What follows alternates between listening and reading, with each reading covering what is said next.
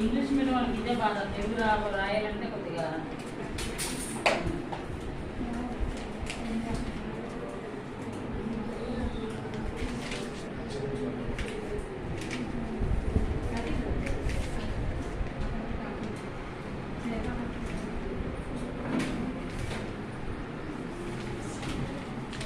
ఇద్దరున్నారు, ఇద్దరు ముగ్గురున్నారు.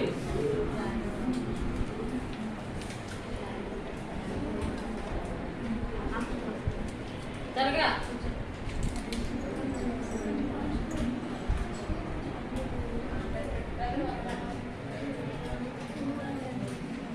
బాబు ఇద్దరు షాంపుల్కి వచ్చాయి,